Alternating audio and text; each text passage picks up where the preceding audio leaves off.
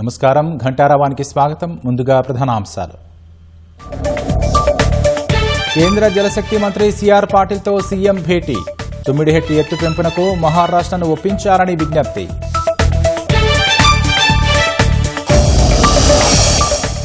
విద్యార్థులపై లాఠీ చార్జ్, విరాళాల చోరీపై చర్చకు విపక్షాల పట్టు. లోక్సభ వాయిదా, రాజ్యసభలో కొనసాగుతున్న ఆందోళనలు. ఐఎస్ఐ మద్దతుతో నడుస్తున్న 2 ఉగ్రవాద ముఠాల గుట్టు రట్టు. 4 మైనర్లు సహా 9 మంది అరెస్ట్.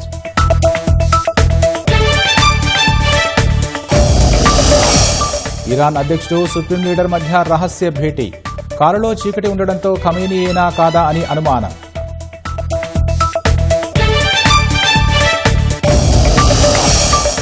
ఉక్రెయిన్లో కూరగాయల వ్యాపారిపై దాడి చేసిన డ్రోన్. పౌరులను రష్యా సైనికులు హింసిస్తున్నారని జెలెన్స్కీ ఆగ్రహం.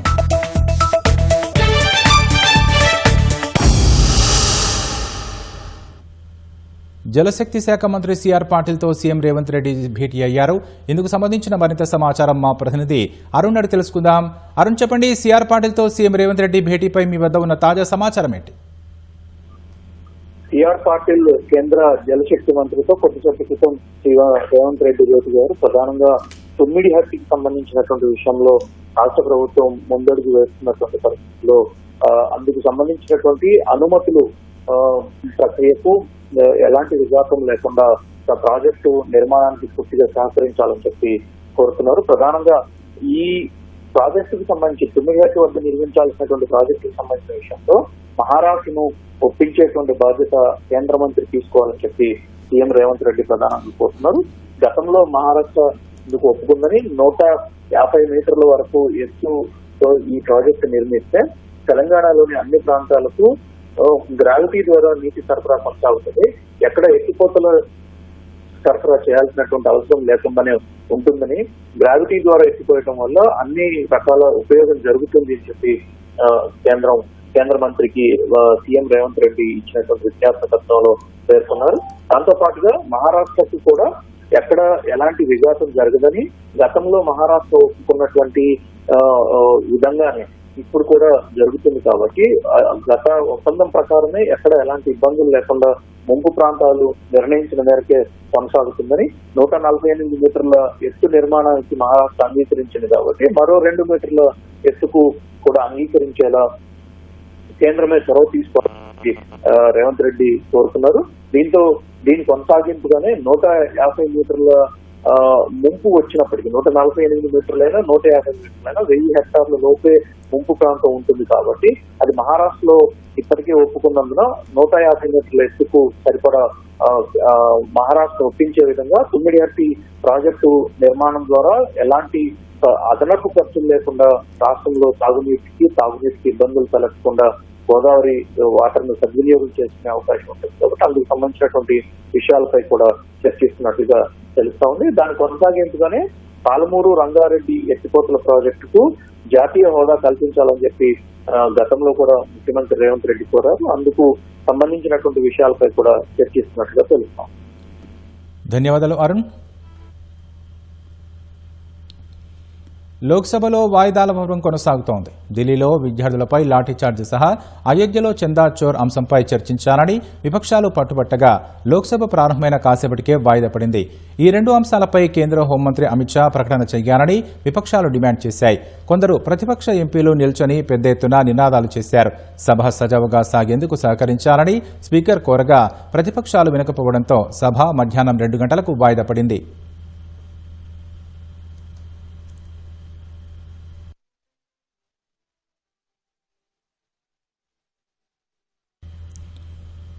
పశ్చిమాసియా ఉద్రిక్తతల వల్ల పెరిగిన ఇంధన ధరల ప్రభావంపై స్పష్టత వచ్చే వరకు వేచి చూడాలని నిర్ణయించిన ఆర్బీఐ వరుసగా 4వసారి కీలకమైన రెపో రేటును యథాతథంగా ఉంచుతున్నట్లు ప్రకటించింది.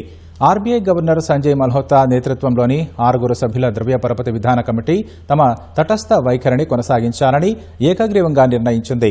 ద్రవ్య పరపతి విధాన సమీక్ష నిర్ణయాలను సంజయ్ మల్హోత్రా వివరించారు. ఈసారి రెపో రేటులో ఎలాంటి మార్పు లేదని 5.25% వద్దే కొనసాగిస్తున్నట్లు వెల్లడించారు.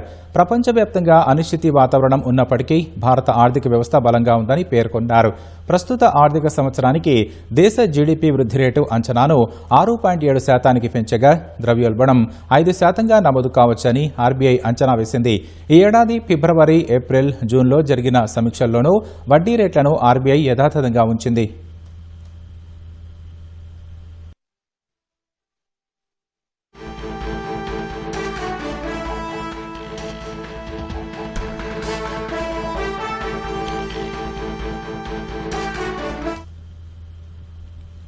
తాజా అంశాన్ని చూస్తున్నాం. ఫైర్ ఎన్ఓసీల కోసం హైడ్రా కమిషనర్ రంగనాథ్ సహా ఉన్నతాధికారుల సంతకాలను ఇంటర్ కళాశాలల యాజమాన్యాలు ఫోర్జరీ చేశాయి. 8 ఇంటర్ కళాశాలలు నకిలీ ఫైర్ ఎన్ఓసీలు సమర్పించినట్లు గుర్తించడంతో 8 కళాశాలల గుర్తింపు రద్దు చేయాలని ఇంటర్ బోర్డుకు హైడ్రా అదనపు డైరెక్టర్ ఫిర్యాదు చేశారు. ఈ కేసుకు సంబంధించి మరిన్ని వివరాలు మా ప్రతినిధి శ్రీనివాస్ ప్రత్యక్ష ప్రసారం ద్వారా అందిస్తారు.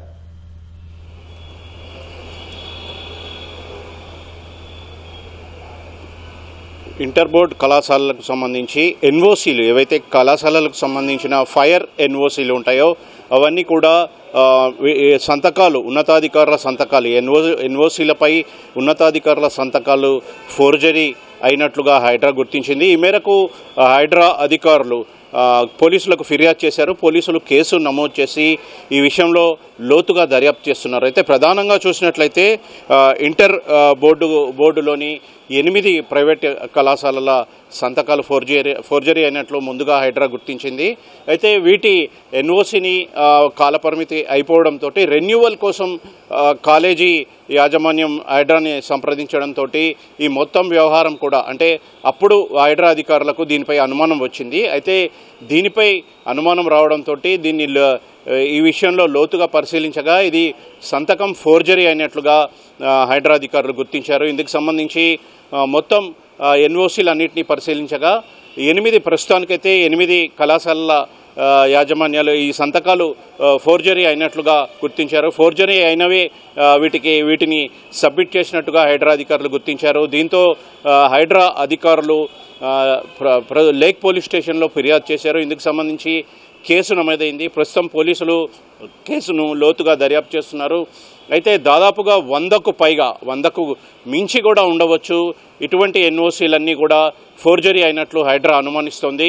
ప్రస్తుతం ఈ పత్రాలకు సంబంధించిన స్క్రూటీ అయితే హైడ్రా అధికారులు కొనసాగిస్తున్నారు. హైడ్రా కమిషనర్ రంగనాథ్తో పాటు ఇటీవల అగ్నిమాపక శాఖలో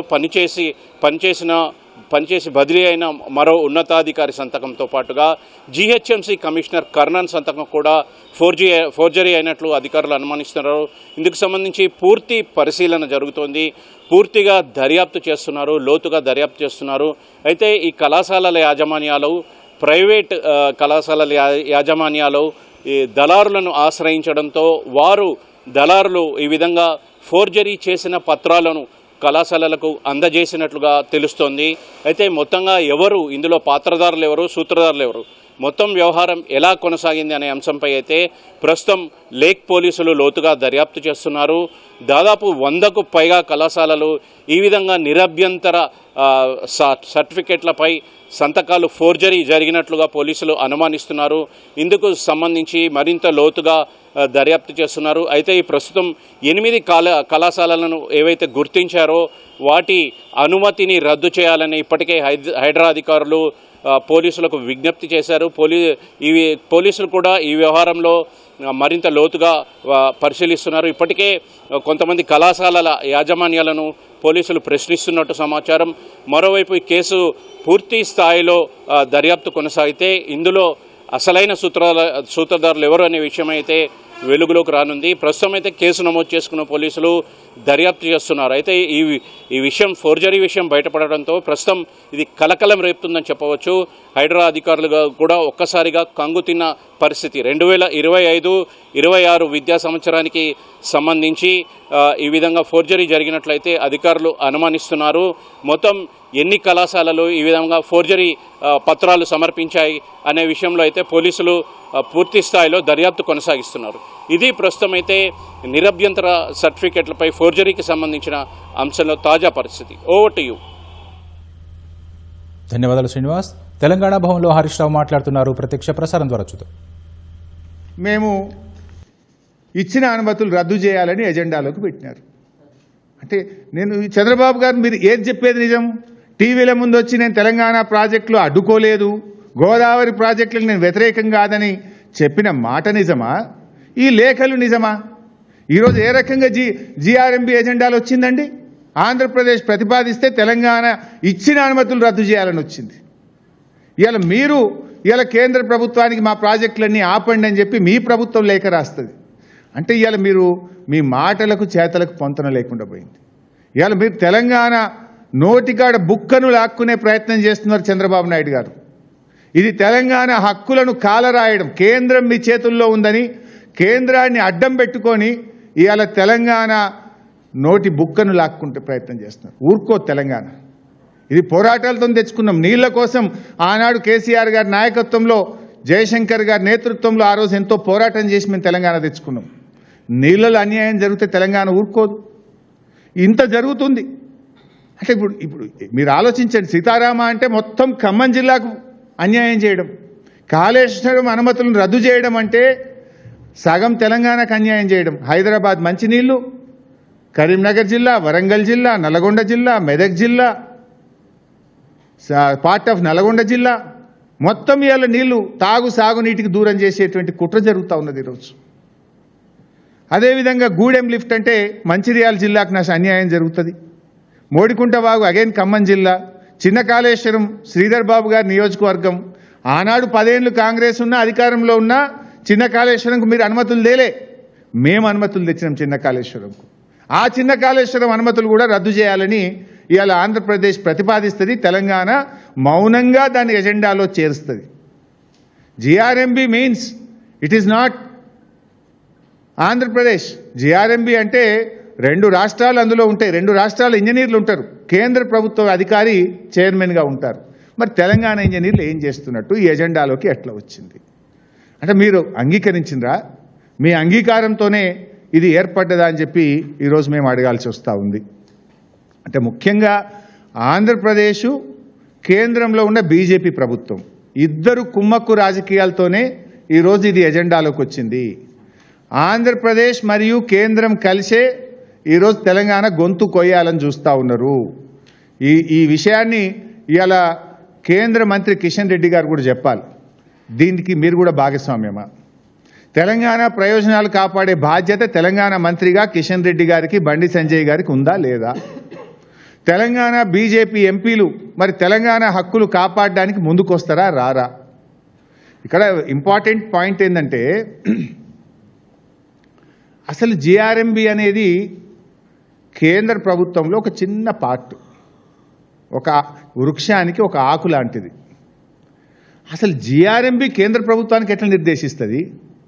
ఇక్కడ ఇంపార్టెంట్ ఏంటంటే మనం అర్థం చేసుకోవాల్సింది, ఆ రోజు నేను నీటిపారుదల శాఖ మంత్రిగానే ఉన్నాను. కాళేశ్వరం అయినా, సీతారామ అయినా ఈ ప్రాజెక్టులకు తెలంగాణ ప్రభుత్వం అనుమతుల కోసం జిఆర్ఎంబికి పంపింది.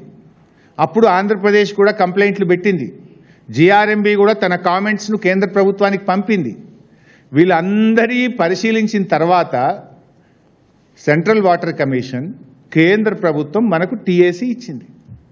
టీఏసీ అంటే ఇట్ ఈస్ నాట్ ఓన్లీ కేంద్ర జలవనరుల శాఖ. టీఏసీలో ఆర్థిక శాఖ ఉంటుంది, కేంద్ర వ్యవసాయ శాఖ ఉంటుంది, కేంద్ర ఎన్విరాన్మెంట్ అండ్ ఫారెస్ట్ శాఖ ఉంటుంది. అంటే కేంద్ర ప్రభుత్వానికి సంబంధించిన అతి కీలకమైన అన్ని విభాగాలు కూర్చొని అనుమతులు ఇవ్వడం జరుగుతుంది. అంటే కేంద్ర ప్రభుత్వం అనుమతి ఇచ్చింది. అది టీఏసీ అనే ఒక ప్రాజెక్టుకి వచ్చిందంటే దేశంలోని అత్యంత ముఖ్యమైనటువంటి శాఖలు, ఆ శాఖాధిపతులు అందరూ కూర్చొని టీఏసీ ఇస్తారు. ఒకసారి కేంద్ర ప్రభుత్వం అనుమతులు ఇచ్చిన తర్వాత నువ్వెవరు దాన్ని ప్రశ్నించడానికి, దాన్ని రద్దు చేయమని చెప్పే నీకు అధికారం ఉందా?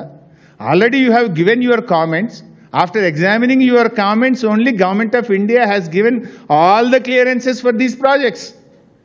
అసలు దేశ చరిత్రలో, భారతదేశ చరిత్రలో ఏ రాష్ట్రంలో కూడా అనుమతులు వచ్చిన తర్వాత దాన్ని రివ్యూ చేసింది కానీ దాన్ని రద్దు చేయమని అడిగిన చరిత్ర ఈ దేశంలో ఎప్పుడూ జరగలేదు.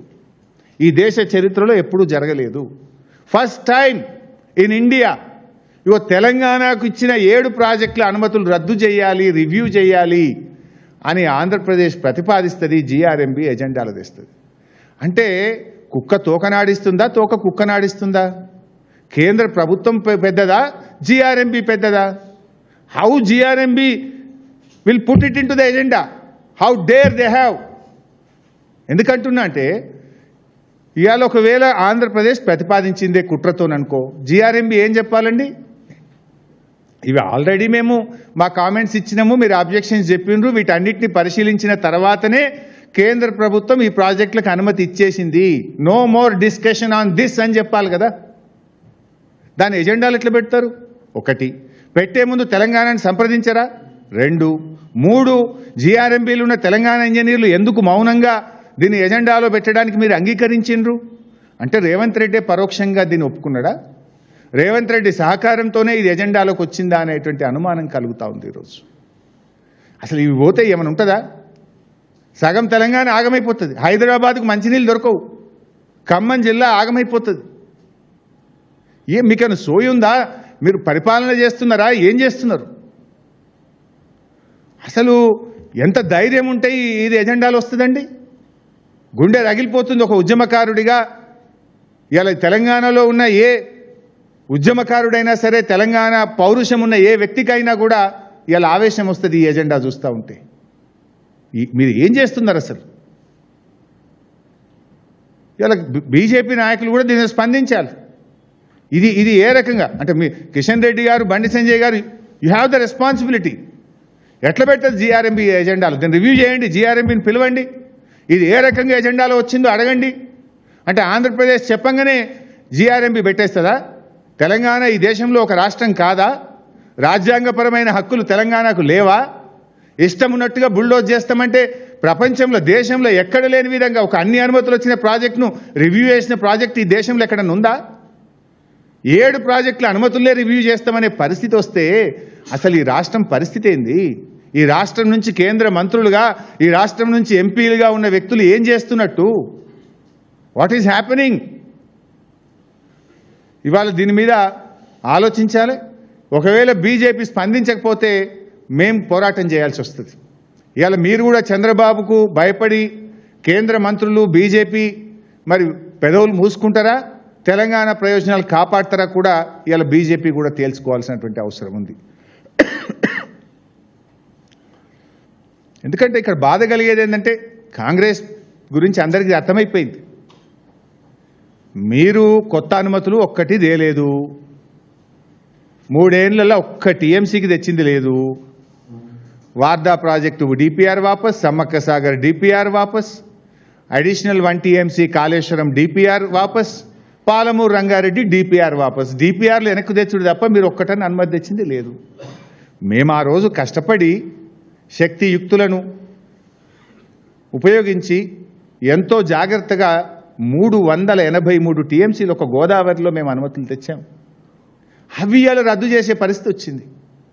ఇది ఎంత దివాళాకోరుతనం ఇది! అసలు మీరు ఒక్కటనే చక్కగా చేసిండ్రా? ఆ ఉన్న నీళ్ళను కూడా ఎత్తారు మీరు. గోదావరిలో మన దేవాదుల్లో మేమే ఇక్కడ ప్రెస్ మీట్ పెట్టి ప్రశ్నించేదాకా 5 మోటార్లు నడిచినాయి. మీరే సాక్ష్యము. మేము మాట్లాడితే తెల్లారు 9 అయినాయా లేవా? మాట్లాడేదాకా 5 నడిచినాయి, మాట్లాడినాక 9 అయినాయి, ఇంకొకటి తక్కువనే ఉన్నది. ఇన్ఫ్యాక్ట్ కాళేశ్వరంలో ప్యాకేజ్ 6లో 7 మోటార్లు ఉంటే 4 నడుస్తున్నాయి. ఎల్లంపల్లిలో భాగంగా కాళేశ్వరంలోని ప్యాకేజ్ 6లో 7 మోటార్లు ఉంటే 4 నడుస్తున్నాయి, 3 కిందికి వదిలేసిండ్రు నీళ్లు. పైన మిడ్మానేర్ ఖాళీ, మల్లన్న సాగర్ ఖాళీ, రంగనాయక సాగర్ ఖాళీ, అన్నపూర్ణ ఖాళీ, కొండపోచమ్మ ఖాళీ, నృసింహసాగర్ ఖాళీ. నీళ్ళు ఎత్తండ్రా బాబు అంటే 4 మోటార్లు నడుపుతో 3 కిందికి వదులుతీవి. పోనీ కృష్ణాలన్న సరిగెత్తిండ్రా? తెలంగాణ రాష్ట్ర ఏర్పాటు తర్వాత అతి తక్కువ నీటి వినియోగం ఎప్పుడు జరిగింది అంటే పోయిన 2 సంవత్సరాల్లో రేవంత్ రెడ్డి పాలనలో. మన రాష్ట్రానికి తాత్కాలిక కేటాయింపుగా 34% ఉంటే అది కూడా వాడలేదు, 28% వాడుతుండ్రు. Ever lowest utilization in river Krishna in this Congress 2 years rule. అంటే కాంగ్రెస్ పాలనలో కృష్ణానది జలాలు సరిగా వాడరు, గోదావరి జలాలు సరిగా ఉన్న సిస్టమ్ను ఎత్తిపోయారు. అన్లెస్ బీఆర్ఎస్ పోరాడితే తప్ప దేవాదుల మోటార్లు అనగావు, కాళేశ్వరం మోటార్లు అంతకంటే అనుగావు. పోనీ తెచ్చిన ప్రాజెక్టుల అనుమతులు కూడా పోయే పరిస్థితి, అంటే ఉన్న గోషి కూడా పోయేటట్టు ఉందిగా. కొత్తదేం లేదు, సాధించి పెట్టిన అనుమతులు, తెచ్చిపెట్టిన క్లియరెన్సులు కూడా రద్దు చేసే కాడికి వచ్చిందంటే ఈ రాష్ట్రం ఏమైపోతుంది అనేటువంటి ఒక ఆందోళన, ఒక ఆవేదనతో మేము మాట్లాడవలసినటువంటి వస్తుంది.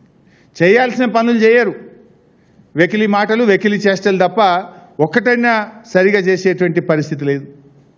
ఇన్ఫ్యాక్ట్ సమ్మక్క బ్యారేజ్ ఇందులోనే ఎజెండాలో ఇవేమో 7 ప్రాజెక్టులు రద్దు చేసింది 18.3.6 ఎజెండా, ఇంకోటి 18.3.7 నెక్స్ట్ ఎజెండా దాని తర్వాతది. దీంట్లో ఏమంటారు, సమ్మక్క బ్యారేజ్కు ఎట్టి పరిస్థితుల్లో అనుమతులు ఇవ్వద్దు, ఇది రద్దు చేయాల్సిందే అని. ఇందులో ఇంకేమంటారు కింద లాస్ట్కు, దీంట్లోనే granting clearance to Sammakka Sagar project in this situation would be a direct violation of GWDT award and would cause negative impact on the Polavaram irrigation project and Godavari Delta system, Dhavaleshwaram, and results in huge deficit flows to the downstream projects in the territory of Andhra Pradesh. Samakka Sagar ku anumati iyaddu, అనుమతిస్తే మా పోలవరంకు నీళ్లు తక్కువైతాయి, మా Godavari delta సిస్టమ్కు నీళ్లు తక్కువైతాయి అని వాళ్ళు Andhra Pradesh బెట్టుడు GRMB ఎజెండాలో ప్రతిపాదించు. ఇక్కడ ఇంకో ఇంపార్టెంట్ పాయింట్, మీరే ఏమంటున్నారు, గోదావరిలో నీళ్లు చాలా ఉన్నాయి, గోదావరి నీళ్లు సముద్రం పాలవుతున్నాయి, మేము గోదావరి బనకచెర్ల కడతాం, గోదావరి నల్లమల్ల సాగర్ గట్టి నీళ్ళు తీసుకుపోతాం, కావలసిన నీళ్లు ఉన్నాయంటున్నారు. అంటే మీ కోటాకు మించిన నీళ్లతోని గోదావరి నల్లమల్ల సాగర్ కడతామంటారు. మా హక్కుగా మా 968 TMCలో భాగంగా సమ్మక్క సాగర్ ప్రాజెక్టు కట్టుకుంటామంటే దానికి అనుమతులు ఇవ్వద్దు అని చెప్పి ఆంధ్రప్రదేశ్ చెప్పుడు, GRMB ఎజెండాలో పెట్టుడు. ఇక్కడ ఫన్నీయెస్ట్ పార్ట్ ఏంటంటే, ఆల్రెడీ సమ్మక్క సాగర్కు BRS అనుమతులు సాధించింది. This is the clearance. Sammakka Sagar ప్రాజెక్టుకు 47 TMCలు కేటాయిస్తూ కేంద్ర హైడ్రాలజీ విభాగము 25/8/2022 నాడు సమ్మక్క సాగర్కు 47 TMCల నీళ్లు కేటాయిస్తూ ఆనాటి కేసీఆర్ గారు ప్రభుత్వం అనుమతులు సాధించింది. కేసీఆర్ సాధించుడు, రేవంత్ రెడ్డి ఇడిచిపెట్టుడు. ఆనాడు 7 ప్రాజెక్టులకు అనుమతులు తెస్తే అవి రద్దు కావాలంటారు. ఇప్పుడు సమ్మక్క సాగర్, ఎందుకు ఈ సమ్మక్క సాగర్ ఎంత ఇంపార్టెంట్ అంటే, SRSP స్టేజ్ 2 ఆయకట్టుకు నీళ్ళు వస్తలేవు. మా దాయకరణ కాన్సెన్స్ అనలే ఉంటుంది, మహబూబాద్ అనలే ఉంటుంది, మహబూబాద్ కూడా అనలే ఉంటుంది, డోర్నకల్ కూడా అందులోనే ఉంటుంది. SRSP స్టేజ్ 2 4 లక్షల ఎకరాలు. SRSP ప్రాజెక్ట్ కట్టిన తర్వాత దాని ఇన్ఫ్లోస్ తగ్గినాయి, స్టేజ్ 2 ఆయకట్టుకు నీళ్ళు రావడం లేదు. అందుకోసం 4 లక్షల ఎకరాల SRSP ఆయకట్టుకు సమ్మక్క సాగర్ నుంచి వాడుకుంటాము. అదేవిధంగా రామప్ప, పాకాల 40,000 ఎకరాలు, గ్యాప్ ఆయకట్టు ఇన్ ములుగు నియోజకవర్గము, అదేవిధంగా drinking water for Warangal district అని 47 TMCలు ప్రతిపాదిస్తూ ఆనాడు BRS పంపింది. దానికి కేంద్ర హైడ్రాలజీ విభాగము 2022లో అనుమతి కూడా ఇచ్చింది. మేము అనుమతులు తెచ్చినాం. ఈ కాపీ మీ అందరికి కూడా ఇస్తాను, ఏ రోజు అనుమతి వచ్చిందో. ఇప్పుడు ఆ అనుమతి రద్దు చేయండి, అనుమతులు ఇక మిగతా అనుమతులు ఆపండి, ప్రాజెక్టు ఆపండి అని ఆంధ్రప్రదేశ్ ప్రతిపాదిస్తుంది. GRMB ఎజెండాలో పెడుతుంది. చంద్రబాబు ఎజెండా, రేవంత్ రెడ్డి మౌనం. ఎందుకు తెలంగాణ మౌనంగా ఉంటున్నది? ఎట్లా వస్తుంది ఎజెండాలకు? అంటే ఇప్పుడు సమ్మక్క సాగర్కు ఉరివేసే కుట్ర జరుగుతున్నది. ఇన్ఫ్యాక్ట్ మీడియాలో కూడా వార్తలు వస్తున్నాయి. 3 ముఖ్యమంత్రులు కర్ణాటకలో కలిసిన తర్వాత సమ్మక్క సాగర్ ప్రాజెక్టును ఆంధ్రప్రదేశ్ వదులుకోమన్నదని, దానికి మన రాష్ట్ర ప్రభుత్వం ఒప్పుకున్నది అనేటువంటి వార్తలు మీడియాలో వస్తూ ఉన్నాయి. దీనికి రేవంత్ రెడ్డి సమాధానం చెప్పాలి. మీ 3 ముఖ్యమంత్రుల మీటింగ్లో సమ్మక్క సాగర్కు 47 TMCల నీటి వాటాను, మన రాష్ట్ర వాటాను వదులుకోవడానికి మీరు ఒప్పుకున్నారా? ఎందుకంటే ఆల్రెడీ మీరు కర్ణాటక మీటింగ్ జరిగిన తర్వాత, తుంగభద్ర గేట్ల ఓపెనింగ్ ప్రోగ్రాం తర్వాత అనేక వార్తలు మీడియాల్లో వచ్చినాయి. 47 TMCలు వదులుకుంటున్నారు అని వార్తలు వచ్చినాయి. ప్రభుత్వం స్పందన లేదు. ఇప్పుడు ఎజెండాలకు వచ్చేసింది. జిఆర్ఎంబి ఎజెండాలకు వచ్చేసింది. ఎస్, ఈ 47 ఇచ్చేదే లేదు అంటున్నారు ఆంధ్రప్రదేశ్. దీని మీద మీ స్టాండ్ ఏంది? ఈ 47 వదులుకున్నారా, వదులుకోలేదా? What is the stand of Telangana? ఎట్లా వదులుకుంటారు మీరు? ఈ 47కి ఆల్రెడీ మేము హైడ్రాలజీ క్లియరెన్స్ తెచ్చి ఉన్నాము. ఎస్ఆర్ఎస్పి స్టేజ్ 2 అంటే ఇరిగేషన్ శాఖ మంత్రి ఉత్తమ్ కుమార్ రెడ్డి నియోజకవర్గానికి కూడా ఈ నీళ్లు పోతాయి, సమ్మక్క సాగర్ నీళ్లు.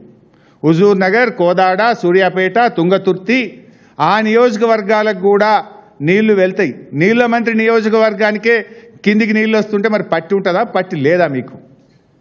Will you respond or not? How it, అది ఎట్లా వస్తుంది ఎజెండాలో? బీఆర్ఎస్ అనుమతి తెచ్చినాక అది ఇప్పుడు అనుమతులు ఇవ్వద్దని రద్దు చేయాలని ఎజెండాలోకి వస్తే నీళ్ల మంత్రి ఏం చేస్తుండు?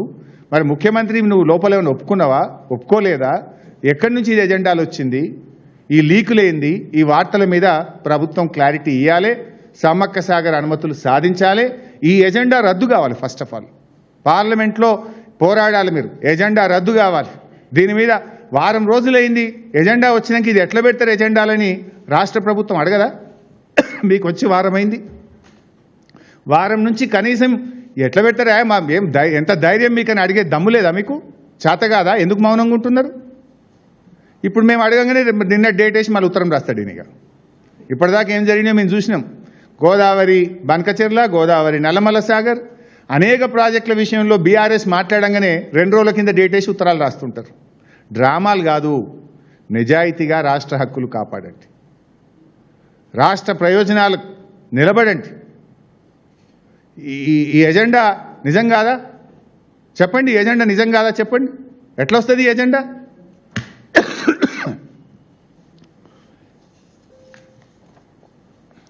ఇవాళ ఏమైపోయింది? దీని అంతటికీ కారణం నిజంగా బీఆర్ఎస్ ప్రభుత్వమే, కేసీఆర్ గారే ముఖ్యమంత్రిగా ఉంటే అసలు ఇట్లాంటి ఎజెండా వస్తుందా? మనకు అంత ధైర్యం ఉంటుందా? పెడతారా అసలు? ఎందుకు ఈ ధైర్యం వచ్చింది? ఎక్కడి నుంచి వచ్చింది? మీ బంటు ఇక్కడ ముఖ్యమంత్రిగా ఉన్నాడు కనుక మీకు అంత ధైర్యం వచ్చింది. ఇవాళ ఈ ఎజెండా ఎక్కడికి వెళ్ళి వస్తుంది? ఆంధ్ర ఆరిజిన్కి సంబంధించినటువంటి అధికారి ఇవాళ కేంద్ర జలవనరుల శాఖ కార్యదర్శిగా వచ్చినట్టు కాంతారావు గారు. ఆంధ్రప్రదేశ్ చీఫ్ సెక్రటరీగా ఉన్న వ్యక్తి ఇవాళ ఈ ముఖ్యమంత్రికి, రాష్ట్ర ప్రభుత్వానికి నీటిపారుదల శాఖ సలహాదారుడైపోయిండు. ఇక నీటిపారుదల శాఖ మంత్రి దగ్గర సలహాదారుడు కూడా ఆంధ్రప్రదేశ్ ఆరిజిన్ ఉన్న వ్యక్తే ఉత్తమ్ కుమార్ రెడ్డి దగ్గర సలహాదారుడిగా ఉన్నాడు. ఇక మన ఈఎన్సీ ఆంధ్రప్రదేశ్ ఆరిజిన్కి చెందిన వ్యక్తే ఇవాళ తెలంగాణ నీటిపారుదల శాఖ ఈఎన్సీ అయిపోయిండు. ఇక జాయింట్ సెక్రటరీ ఈ మధ్య ప్రజెంటేషన్లు ఇస్తున్నాడు బాగా.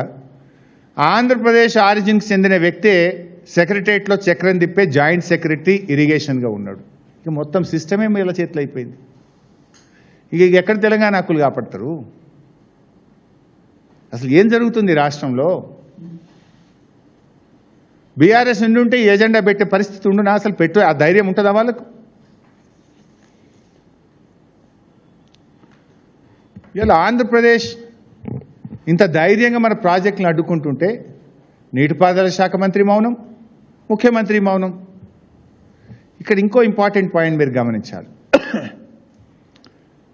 ఆంధ్రప్రదేశ్ పంపింది, ఎజెండాలో పెట్టినాము అని జిఆర్ఎంబి రాసింది. మరి నువ్వెందుకు పంపలే ఎజెండా? ఫస్ట్ ఆఫ్ ఆల్ ఇవి పెట్టకూడదు, ఎందుకంటే already cleared by government of India.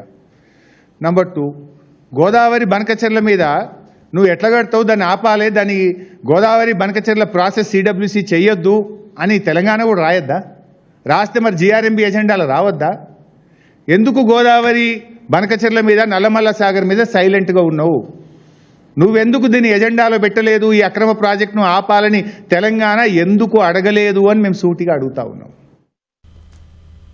Nizamabad జిల్లాలోని శ్రీరామ్ సాగర్ ప్రాజెక్టులోకి వరద ప్రవాహం కొనసాగుతోంది. ఎగువ నుంచి జలాశయంలోకి 33,208 క్యూసెక్కుల వరద నీరు వచ్చి చేరుతోంది. గత 3 రోజులతో పోలిస్తే వరద ప్రవాహం తగ్గుతూ పెరుగుతూ వస్తోంది. శ్రీరామ్ సాగర్ ప్రాజెక్టు పూర్తిస్థాయి నీటి మట్టం 1091 అడుగులు కాగా ప్రస్తుతం 1076 అడుగులకు పైగా నీరుంది. ఈ ప్రాజెక్టు పూర్తిస్థాయి నీటి నిల్వ సామర్థ్యం 80.5 టీఎంసీలు కాగా ప్రస్తుతం 36 టీఎంసీలకు పైగా నీరుంది. వారం రోజుల వ్యవధిలోనే ప్రాజెక్టులోకి 20 టీఎంసీల వరద ప్రవాహం చేరిందని అధికారులు తెలిపారు.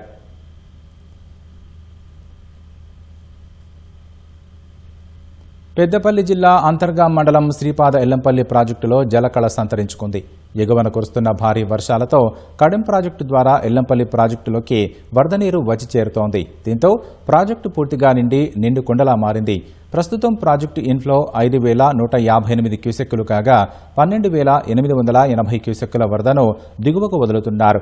ప్రాజెక్టు పూర్తి సామర్థ్యం 20.175 టీఎంసీలకు గాను ప్రస్తుతం 18.31 టీఎంసీల నీరు ప్రాజెక్టులో నిల్వ ఉంది.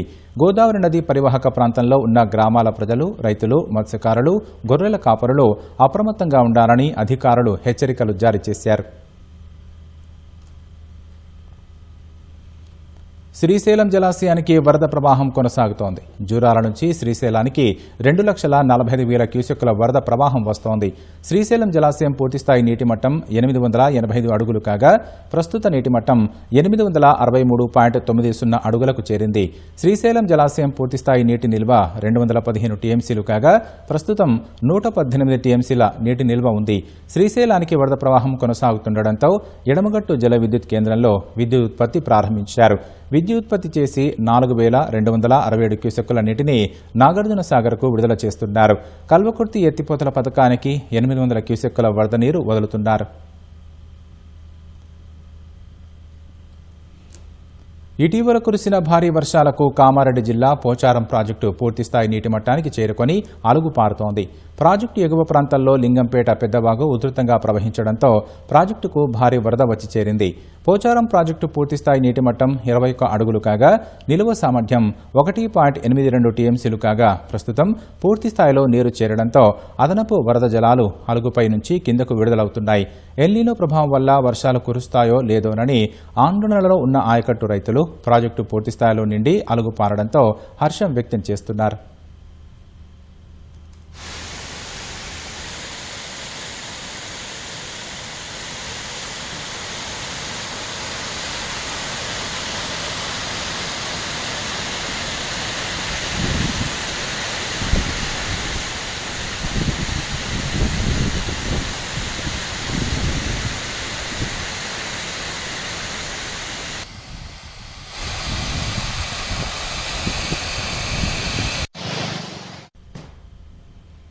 హైదరాబాద్లోని గుడిమల్కాపూర్ పోలీస్ స్టేషన్ పరిధిలో హృదయ విదారక ఘటన చోటు చేసుకుంది. భార్యాభర్తల మధ్య విభేదాల నేపథ్యంలో సల్మాన్ అనే వ్యక్తి 4 ఏళ్ల కుమారుడు అర్మాన్పై అమానుషంగా దాడి చేశాడు.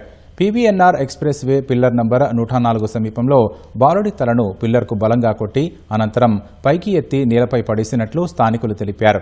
అంతటితో ఆగకుండా బాలుడిని లారీ కిందకు నెట్టేందుకు ప్రయత్నించగా స్థానికులు వెంటనే అడ్డుకొని బాలుడిని రక్షించడంతో పాటు నిందితుడిని పోలీసులకు అప్పగించారు. తీవ్రంగా గాయపడిన చిన్నారి అర్మాన్ను ఆసుపత్రికి తరలించగా బాలుడి పరిస్థితి విషమంగా ఉందని వైద్యులు వెల్లడించినట్లు సమాచారం. ఈ ఘటనపై కేసు నమోదు చేసుకున్న పోలీసులు దర్యాప్తు చేపట్టారు.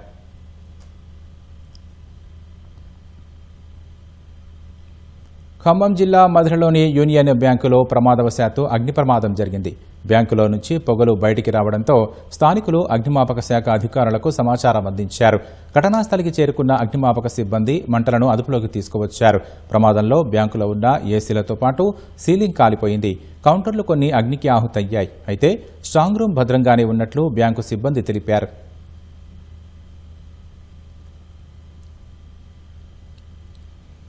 అంగన్వాడీ కేంద్రానికి వచ్చే తల్లి బిడ్డల ఆరోగ్యంపై ప్రత్యేక శ్రద్ధ పెట్టాలని యాదాద్రి భువనగిరి జిల్లా కలెక్టర్ అనురాగ్ జయంతి సంబంధిత అధికారులకు సూచించారు. యాదగిరిగుట్ట మున్సిపాలిటీ పరిధిలోని అంగన్ బజారులో ఉన్న అంగన్వాడీ కేంద్రాన్ని ఆయన సందర్శించారు. చిన్నారులు, గర్భిణీ స్త్రీలు, బాలింతల వివరాల సంఖ్య అడిగి తెలుసుకున్నారు. వారందరూ ప్రతిరోజు కేంద్రానికి హాజరవుతున్నారా లేదా అని ఆరా తీశారు. చిన్నారులకు ప్రతిరోజు ఏ విధమైన పోషకాహారం ఇస్తున్నారని, చదువు, ఆటలు ఏ విధంగా నేర్పిస్తున్నారని అంగన్వాడీ సిబ్బందిని అడిగి తెలుసుకున్నారు.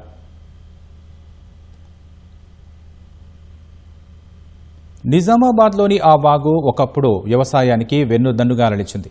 సమీప ప్రాంతాల్లోని వందలాది ఎకరాలకు సాగునీరు అందించింది. ఇప్పుడు కబ్జాదారుల చేతుల్లో చిక్కి మురుగు కాలువను తలపిస్తోంది. వందల సంఖ్యలో అక్రమంగా నిర్మించిన ఇళ్లు, వ్యాపార సముదాయాలు వాగును కబళించేస్తున్నాయి.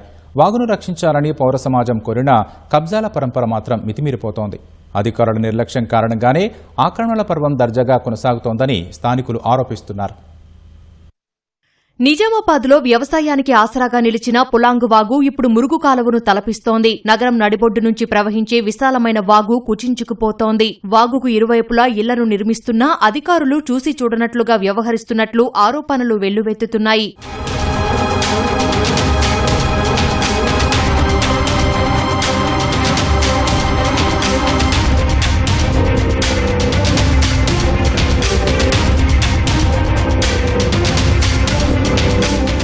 పులాంగ్ వాగు న్యాల్కల్లోని మాసాని చెరువు నుంచి మొదలవుతుంది. గాయత్రీనగర్, పులాంగ్, ప్రగతినగర్, గంగస్థాన్ మీదుగా నిజామాబాద్కు ప్రవహిస్తుంది. అక్కడి నుంచి కొండూరు, సుఖ్జీత్ ఫ్యాక్టరీ, మాక్లూరు మీదుగా వెళ్లి గోదావరిలో కలుస్తుంది. మొత్తం పొడవు 50 కిలోమీటర్లు కాగా నగరంలో 8 కిలోమీటర్ల మేర ప్రధాన ప్రాంతాలను కలుపుకుంటూ వెళ్తోంది. అయితే నగరంలో మాత్రం వాగుకు ఇరువైపులా ఇల్లు, వ్యాపార సముదాయాలు నిర్మించడంతో వెడల్పు క్రమంగా తగ్గిపోతోంది. ఫలితంగా వర్షాకాలంలో వరద నీరు సాఫీగా వెళ్లకుండా నగరం ముంపునకు గురవుతోందని స్థానికులు వాపోతున్నారు. ఆస్పత్రులు, వివాహ మందిరాల నుంచి వాగులోకి మురుగునీరు వదలడంతో దుర్వాసన వెదజల్లుతోందని ఆవేదన వ్యక్తం చేస్తున్నారు.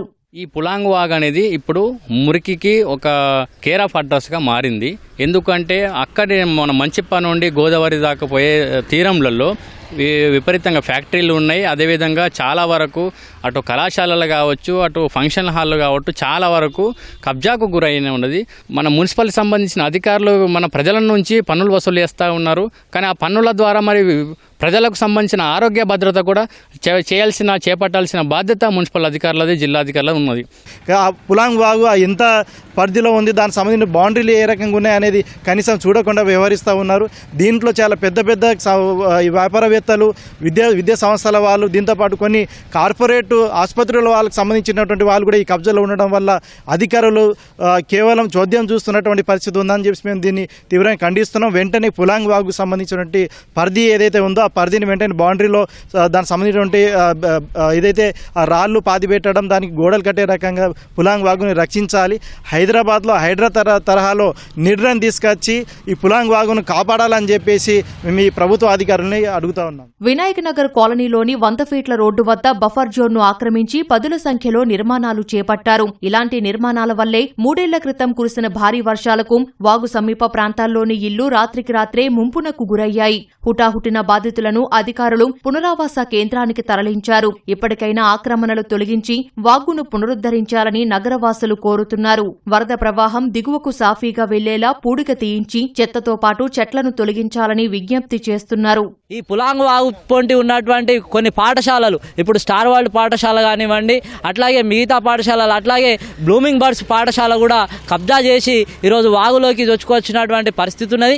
అట్లాగే పాత ఎంఎస్ఆర్ బిల్డింగ్ కూడా ఆ వాగులోకి సగము కబ్జా చేసి ఆ బిల్డింగ్ని నిర్మాణం చేపట్టడం జరిగింది. ఇదంతా కూడా ప్రభుత్వ అధికారులు కానీ, నాలా ఇరిగేషన్ అధికారులు కానివ్వండి, అట్లాగే కాలువలు రక్షించాల్సినటువంటి నీటిపారుదల శాఖ వాళ్ళు కానివ్వండి, వీళ్ళందరూ కూడా ఆ యొక్క పర్యవేక్షణ లోపించి ఈ యొక్క వాగు అనేది ఈరోజు కనుమరుగయ్యేటువంటి పరిస్థితి ఉన్నది. కాలువలో ఉన్న వాగు నీరు అది మురికిగా మారిపోయింది. సాగునీరు కాస్త మురికి నీరు అయిపోయింది. మురికి నీరు హాస్పిటల్స్ అయిపోయినాయి. కాలువ పక్కన, వాగు పక్కన మురికి నీళ్ళు అది అనుకుంటే అన్ని దాంట్లో మిక్స్ అయ్యి మనకి చెత్త చెదరం అంతా అందులోనే మిక్స్ అవుతుంది.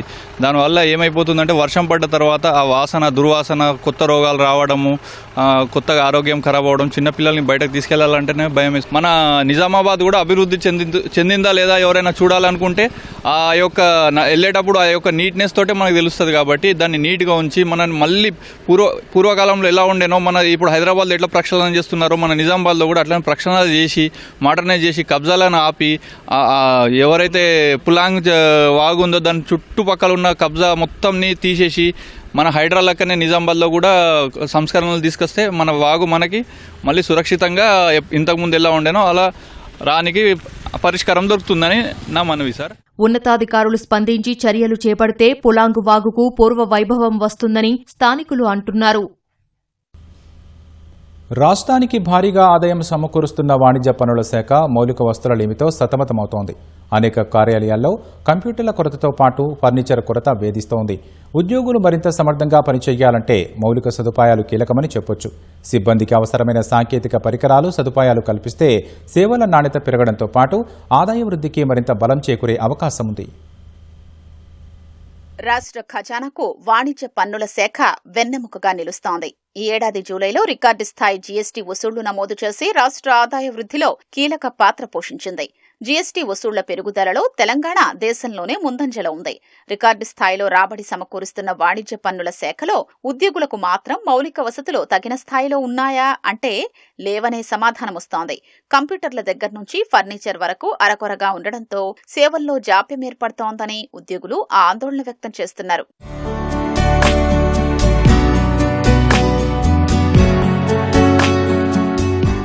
వాణిజ్య పన్నుల శాఖలో కమిషనర్ నుంచి క్లర్క్, అటెండర్ వరకు వివిధ కేటగిరీల్లో దాదాపు 2,500 మంది ఉద్యోగులు పనిచేస్తున్నారు. 2017లో జీఎస్టీ అమల్లోకొచ్చిన తర్వాత వాణిజ్య పన్నుల శాఖ పనితీరును పూర్తిగా డిజిటలైజేషన్ చేశారు. ఈవే బిల్లుల జారీ, ఇన్పుట్ ట్యాక్స్, క్రెడిట్ పరిశీలన, పన్ను చెల్లింపులు, నోటీసులు జారీ ఇలా దాదాపు అన్ని సేవలు పూర్తిగా ఆన్లైన్లోనే జరుగుతున్నాయి. దీంతో ప్రతి అధికారికి కంప్యూటర్ లేదా ల్యాప్టాప్ తప్పనిసరిగా మారిపోయింది. అయితే అనేక కార్యాలయాల్లో ఇప్పటికీ అవసరమైన సంఖ్యలో కంప్యూటర్లు, ల్యాప్టాప్లు అందుబాటులో లేవని ఉద్యోగులు చెప్తున్నారు. ఒకే కంప్యూటర్ను పలువురు అధికారులు వాడుకోవాల్సిన పరిస్థితి. తద్వారా పన్ను చెల్లింపుదారులకు అందాల్సిన సేవల్లో జాప్యం ఏర్పడుతోందని ఉద్యోగులు ఆందోళన వ్యక్తం చేస్తున్నారు.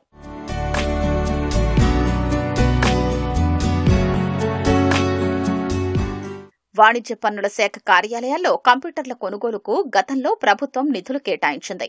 కానీ నిబంధనలకు విరుద్ధంగా ఆ నిధుల్ని అప్పటి అధికారులు పక్కదారి పట్టించి వాహనాలు కొనుగోలు చేశారు. కార్యాలయాల్లో సరిపడా కుర్చీలు, టేబుళ్లు లేక రోజువారీ విధుల్లో ఇబ్బందులు ఎదురవుతున్నాయని ఉద్యోగులు చెప్తున్నారు. అంతేకాకుండా మహిళలకు అవసరమైన వాష్రూమ్ సదుపాయాలు తగిన స్థాయిలో లేవని చెప్తున్నారు. ప్రభుత్వ రాబడుల్లో వాణిజ్య పన్నుల శాఖదే కీలక పాత్ర. ఇలాంటి కీలక బాధ్యతలు నిర్వహిస్తున్న తమకు ఆధునిక సాంకేతిక పరికరాలు, తగిన వసతులు కల్పిస్తే సేవల వేగం మరింత పెరగడంతో పాటు ఆదాయ వృద్ధికి ఊతమిస్తుందని అధికారులు అభిప్రాయపడుతున్నారు. అడవి అండగా ఉంటే ప్రకృతి పరంగా అన్నీ అనుకూలంగా ఉన్నట్లే. కానీ పచ్చని అడవులకు నిలయమైన ఉమ్మడి ఆదిలాబాద్ జిల్లాలో కొంతమంది అధికారుల వల్ల అలజడి రేగుతోందనేది ప్రధాన ఆరోపణ. అటవీ ప్రాంతానికి సమీపంలో ఉండే ప్రజలతో అటవీ అధికారులకు వైరం పెరుగుతోంది. ఈ నేపథ్యంలో అటవీశాఖ అధికారులకు సహాయ నిరాకరణ చేయాలని కాంగ్రెస్ ఎమ్మెల్యే వెడ్మ బొజ్జు పిలుపునివ్వడం రాజకీయ ప్రాధాన్యత సంతరించుకుంది. మరి అధికారులకు ఆదివాసులకు మధ్య తలెత్తిన వివాదమేంటనే విషయాలను మా ప్రతినిధి మణికేశ్వర్ అందిస్తారు. తెలుగు అక్షరమాలలో మొదటి అక్షరం ఆ అంటే అమ్మ, అంతేకాదు అడవి కూడా. ఇది అడవులతో విస్తరించి ఉన్న ఉమ్మడి ఆదిలాబాద్ జిల్లాకు అన్ని విధాలుగా వర్తిస్తుంది. ప్రశాంతమైన ఈ జిల్లాలో ఇప్పుడు అలజడి రేగుతుంది. ప్రధానంగా పోడు భూముల సమస్య ఒకటైతే, కవ్వాల అభయారణ్యంలోకి సామాన్యుల్ని అనుమతించకపోవడం 2, ఇక అటవీ ప్రాంతాన్ని ఆనుకొని ఉన్న ప్రాంతాల్లో ప్రభుత్వ పథకాలకు అటవీ శాఖ అడ్డు చెప్పడం 3. అంటే ఇలా గిరిజనులు, గిరిజనేతలతో పాటు అటవీ శాఖ మధ్య నిత్య వైరం ఏర్పడుతుంది. క్రమంగా ఇది రాజకీయ ప్రాధాన్యతను సంతరించుకుంది. తాజాగా ఇందన్పల్లి అటవీ ప్రాంతంలోకి చేపల వేటకు వెళ్లిన 3 ఆదివాసీ యువకులను అటవీ శాఖ అధికారులు దాడి చేయడం కొంత కలకలం సృష్టించింది. అక్కడ రాత్రికి రాత్రే ఆ ఆదివాసులంతా ఇందన్పల్లి అటవీ క్షేత్ర అధికారి కార్యాలయాన్ని ముట్టడించడం సంచలనం రేకెత్తింది. దీనికి అధికార కాంగ్రెస్ పార్టీకి సంబంధించిన ఖానాపూర్ ఎమ్మెల్యే వెడ్మ బొజ్జు సంఘీభావం ప్రకటించడమే కాదు, ఆదివాసీలకు ప్రధాన శత్రువు అటవీ శాఖని చెప్పి స్పష్టం చేయడము రాజకీయాన్ని మరింత ఉద్రిక్తంగా మార్చింది. అంటే కేంద్ర రాష్ట్ర ప్రభుత్వాల నిబంధనలతో ప్రకారమే తాము పనిచేస్తున్నామని చెప్పి అటవీ శాఖ అధికార యంత్రాంగం ప్రకటించినప్పటికీ క్షేత్రస్థాయిలో జరుగుతున్న అభివృద్ధి పనులకు మాత్రం అడ్డు చెప్పడం అలజడి రేకెత్తిస్తుంది. 2006 అటవీ హక్కుల చట్టం రాకముందు నుంచి ఉమ్మడి ఆదిలాబాద్ జిల్లాలో 2,25,000 ఎకరాలకు దరఖాస్తు చేసుకున్నారు. వాటిలో ఎంతమందికి హక్కు పత్రాలు ఇచ్చారు, ఎంతమందికి ఇవ్వాల్సి ఉందనేది ఇప్పటికీ స్పష్టత లేదు. అంటే ఈ హక్కు పత్రాల జారీలో ఉట్నూరు ఐటీడీఏ, అట్లాగే అటవీ శాఖ, అట్లాగే రెవెన్యూ శాఖల పాత్ర కీలకంగా ఉంది. 2022లో గ్రామ స్థాయిలో ఫారెస్ట్ బీట్ అధికారి, గ్రామ రెవెన్యూ కార్యదర్శి వీళ్ళందరితో కూడా ఒక గ్రామ కమిటీల సభలు జరిగినాయి. ఆ సభల ఆధారంగా అరువులను క్రోడీకరించే విధానం చేయాల్సి ఉంది. కానీ అది పూర్తిగా ఎక్కడికక్కడ అస్వస్థంగా అస్తవ్యస్తంగా మారడంతో ఆ పట్టాల పంపిణీ కూడా కొలిక్కి రాలేదు. తాజాగా ఈ అటవీ ప్రాంతాల్లోకి సామాన్యులను కూడా వెళ్ళనీయకుండా అడ్డుకట్ట వేయడం కూడా ఉద్రిక్తత దారితీస్తుంది. వర్తిస్తుంది. ఇదే క్రమంలో 3 రోజుల కిందట కొంతమంది యువకులు చెరువులో చేపలు పట్టడానికి వెళ్లడంతో అక్కడ ఉన్న ఫారెస్ట్ అధికారులు దాడి చేయడం కూడా తీవ్ర కలకలం రేకెత్తింది. ఆదివాసుల మీద దాడి చేసిన అధికారులను కనుక సస్పెండ్ చేయనట్లయితే అటవీ శాఖకు పూర్తిగా సహాయ నిరాకరణ చేయాలనే ఆదివాసీ తీర్మానం కూడా జరిగింది. ఇది ఇలా ఉంటుంటే ఆదిలాబాద్ జిల్లాకు వచ్చిన సాత్నాల మండలాన్ని ఏజెన్సీ మండలిగా ప్రకటించాలని ఆదివాసీ పోరాట సమితి కూడా తీర్మానం చేసింది. మరోపక్క ఆదిలాబాద్ జిల్లా వ్యాప్తంగా హరిత నిధి కింద మొక్కల పెంపకం పూర్తిగా అవినీతి పారైందనేది ప్రధాన ఆరోపణ. దీనిపైన రాష్ట్ర అటవీ శాఖ కూడా విచారణ జరుపుతుంది. అంటే 3 ఏళ్లలో దాదాపు పెంచి పెద్ద చేయాల్సిన మొక్కలలో సగం కూడా బతకలేదు. ఇందులో జిల్లా స్థాయి అధికారుల పాత్ర ఉందని చెప్పి ప్రాథమికంగా వెల్లడైంది. దీన్ని పూర్తిగా తేల్చి బాధ్యులపై అటవీ శాఖ చర్యలు తీసుకోవాల్సి ఉంది. కానీ అలా చేయకపోగా అక్రమాలకు పాల్పడిన వాళ్ళని వెనకేసుకొస్తుంది.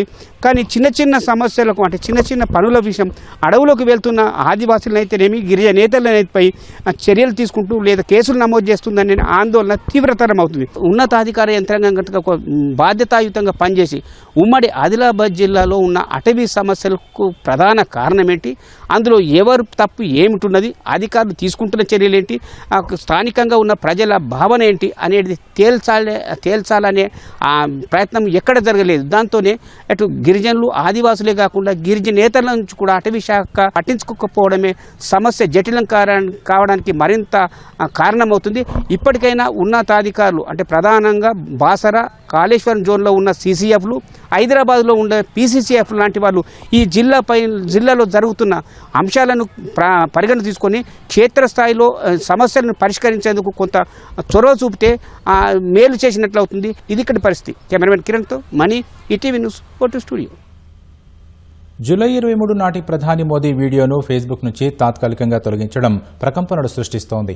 సమాచార ప్రసార సాంకేతిక పార్లమెంటరీ స్థాయి సంఘం మెటాపై ఆగ్రహం వ్యక్తం చేసింది.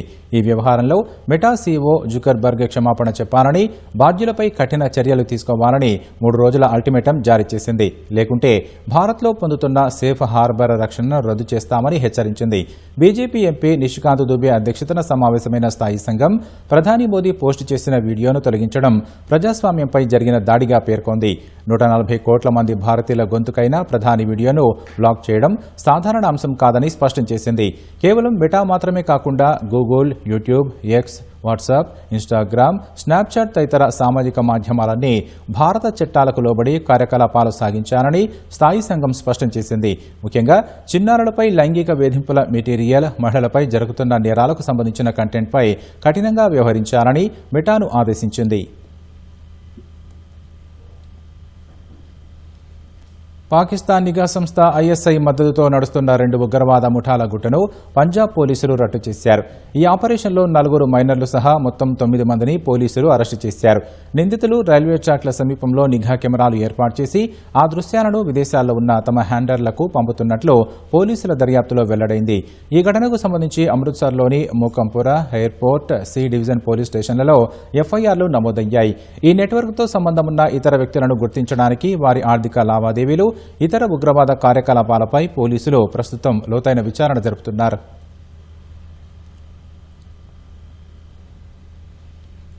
ఇరాన్ అధ్యక్షుడు మసూద్ పెజెష్కియాన్ ఆ దేశ సుప్రీం లీడర్ ముస్తఫా ఖమనీల మధ్య జరిగిన ఒక రహస్య భేటీ ప్రస్తుతం తీవ్ర చర్చనీయాంశంగా మారింది. టెహ్రాన్లోని ఒక అజ్ఞాత ప్రదేశంలో నల్లటి అద్దాలున్న కారు వెనుక సీట్లో ఈ సమావేశం జరిగింది. అయితే కారులో తీవ్రమైన చీకటి ఉండడంతో పాటు కనీసం కరచాలనానికి కూడా భద్రతా సిబ్బంది 2 నేతలను అనుమతించలేదు. ఆ చీకటిలో సుప్రీం లీడర్ ముఖం కూడా కనిపించకపోవడం, కేవలం ఆయన మాటలు మాత్రమే వినిపించడంతో పెజెష్కియాన్ తీవ్ర అసంతృప్తికి లోనయ్యారని తెలుస్తోంది. ఆ కారులో తనతో మాట్లాడింది నిజంగా ఖమేనీయేనా కాదా అని పెజెష్కియాన్ అనుమానం వ్యక్తం చేసినట్లు స్థానిక నివేదికలు చెబుతున్నాయి. ఇరాన్ IRGC దళాల తీరుపై అసంతృప్తితో ఉన్న పెజెష్కియాన్ రాజీనామా చేస్తానని ఇటీవల హెచ్చరించారు. ఈ క్రమంలోనే సుప్రీం లీడర్తో ఆయన భేటీ కావడం ప్రాధాన్యం సంతరించుకుంది.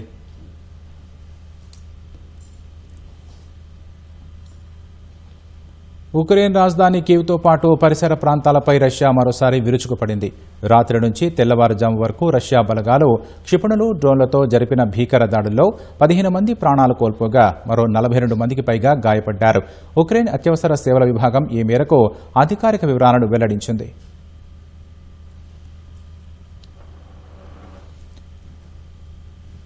ఉక్రెయిన్పై రష్యా దాడులు కొనసాగుతున్నాయి. కీవ్ చుట్టుప్రక్కల ప్రాంతాల్లో రష్యా దాడుల వల్ల భారీ ప్రాణ ఆస్తి నష్టం సంభవించింది.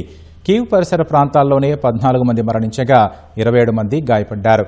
బ్రోవారీ, బుచ్చా, ఫాస్టివ్ జిల్లాల్లోని పలు ప్రాంతాల్లో భారీ అగ్ని ప్రమాదాలు చోటు చేసుకున్నట్లు అత్యవసర సేవల విభాగం తెలిపింది. బ్రోవారీ నగరంతో పాటు వెలికా, డెమెర్కా, పెరెమొహా గ్రామాల్లోని గోదాముల్లో మంటలు ఎగిసిపడ్డాయి. ప్లాస్టివ్ జిల్లాలోని ఓ పరిశ్రమ వద్ద వాహనాలకు అంటుకున్న మంటలను అగ్నిమాపక సిబ్బంది అదుపులోకి తెచ్చారు. బుచా జిల్లాలోని చైకీ గ్రామంలో ఓ గోదాము, మరో లాజిస్టిక్స్ సదుపాయం వద్ద చెలరేగిన మంటలను సైతం సిబ్బంది అదుపు చేశారు.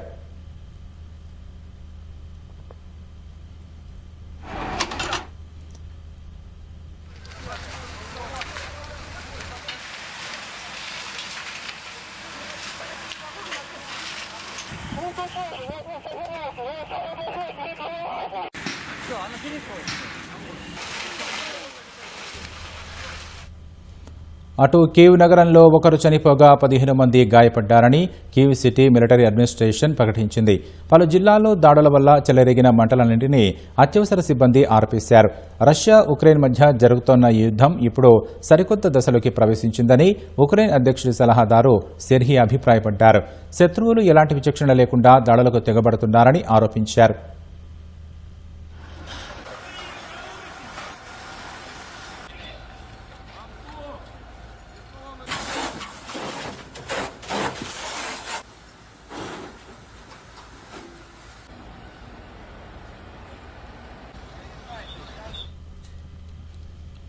దక్షిణ ఉక్రెయిన్లోని కేర్సన్ నగరంలో ఓ సామాన్య కూరగాయల వ్యాపారిని ఓ డ్రోన్ వెంబడించి మరీ దాడి చేయడం తీవ్ర కలకలం రేపుతోంది. ఈ దారుణానికి సంబంధించిన భయానక వీడియోను ఉక్రెయిన్ అధ్యక్షుడు జెలెన్స్కీ సామాజిక మాధ్యమాల్లో పంచుకున్నారు. అమాయక పౌరులపై రష్యా దళాలు ఉద్దేశపూర్వకంగా దాడులకు పాల్పడుతున్నాయని, ఇది ఖచ్చితంగా యుద్ధ నేరమేనని ఆరోపించారు.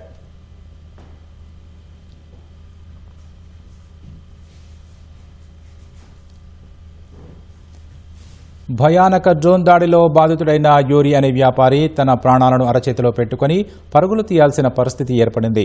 డ్రోన్ తమ వైపు దూసుకురావడాన్ని గమనించిన యూరి ముందుగా తన భార్యను అక్కడి నుంచి సురక్షిత ప్రాంతానికి పారిపోవాలని అరిచాడు.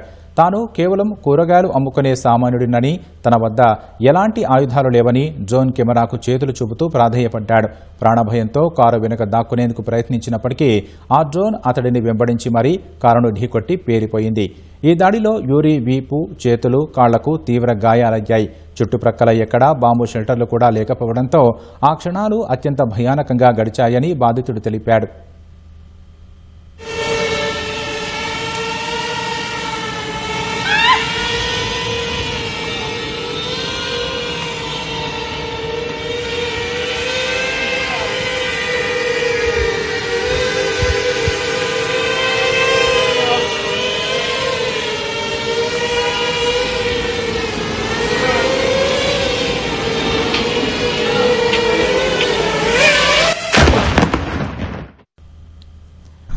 ఈ ఘటనపై ఉక్రెయిన్ జెలెన్స్కీ తీవ్రస్థాయిలో విరుచుకుపడ్డారు. సామాన్య పౌరులను చంపడం, హింసించడం ద్వారా రష్యన్ సైనికులు రాక్షసానందం పొందుతున్నారని ఆరోపించారు. ఈ దారుణాన్ని ప్రపంచం మొత్తం చూడాలని ఆయన పేర్కొన్నారు. ఎలాంటి ఆయుధాలు లేని సామాన్యులను లక్ష్యంగా చేసుకోవడం అంతర్జాతీయ యుద్ధ నియమాలను ఉల్లంఘించడమేనని ఉక్రెయిన్ సైనికాధికారులు స్పష్టం చేశారు. ఉక్రెయిన్పై రష్యా యుద్ధం ప్రారంభించినప్పటి నుంచి మిలిటరీ స్థావరాలపైనే కాకుండా సామాన్య పౌరులే లక్ష్యంగా డ్రోన్ దాడులు విపరీతంగా పెరిగాయి. డ్రోన్ దాడుల వల్ల ఉక్రెయిన్లో ఇప్పటివరకు 10 మంది చిన్నారులు సహా 967 మంది పౌరులు ప్రాణాలు కోల్పోయారు. మరో 7,000 మందికి పైగా తీవ్రంగా గాయపడ్డారు.